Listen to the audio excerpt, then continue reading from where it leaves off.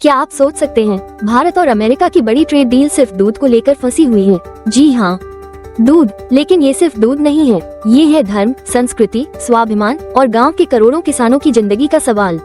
भारत ने अमेरिका से dairy products का आयात रोक दिया है। क्यों? क्योंकि अमेरिका में गायों को ऐसा चारा दिया जाता है जिसमें होता है मांस और मछली के तत्व। भारत साफ कहता है जो गाय मांसाहारी चारा खाएगी उसका दूध हमारे लिए नॉन वेजिटेरियन मिल्क होगा, और ऐसे दूध की हमारे देश में कोई जगह नहीं है। और ऐसे दूध को भारत में ग्रीन डॉट सर्टिफिकेशन नहीं मिल सकता, यानी ये दूध हमारे वेजिटेरियन मानकों को नहीं पूरा करता। अब अमेरिका को ये बात हजम नहीं हो रही। वो कहता है ये साइंटिफिकली गलत है, ट्रेड में बाधा है। भारत कहता है ये साइंस नहीं, ये आस्था और आत्मनिर्भरता का सवाल है। अब जरा सोचिए, भारत सिर्फ दुनिया का सबसे बड़ा दूध प्रोड्यूसर नहीं है। हम हर साल बना रहे हैं करीब 239 मिलियन टन दूध, और इस इंडस्ट्री में काम कर रहे हैं 80 मिलियन यानी 8 करोड़ से ज्यादा लोग, जिनमें ज्यादातर हैं छोटे किसान। भारत की डेयरी इंडस्ट्री की वैल्यू है लगभग 17 ट्रिलियन रुपए, और इसका देश की जीडीपी में योगदान है करीब 3%, यानी लगभग 8 से 9 लाख करोड़ रुपए।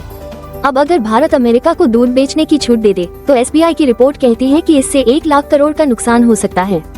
इतना ही नहीं, भारत में 25 मिलियन टन विदेशी दूध आएगा, जिससे देशी किसान बर्बाद हो सकते हैं। अमेरिका के डेयरी फार्म्स में सैकड़ों गायें हैं, मशीनों से दूध निकाला जाता है। वहीं भारत में आज भी किसान 2 या 3 गायों से परिवार चलाता है, और उनका दूध आता है हाथों की मेहनत से, दिल की भावना से। अब अमेरिका WTO में कहता है भारत गैर जरूरी नियम लगा रहा है, लेकिन भारत साफ कह चुका है no vegetarian feed no deal, यानी अगर आपकी गाय मांस खाती है तो आपका दूध हमारे लिए मांसाहारी है।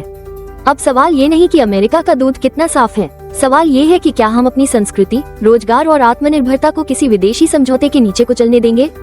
तो अब आप सोचिए, क्या अमेरिका अपने पशु चारा के नियम बदलेगा?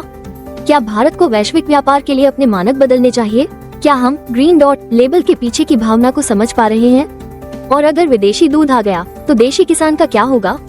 ये सिर्फ दूध की डील नहीं है, ये भारत की आत्मा की डील है।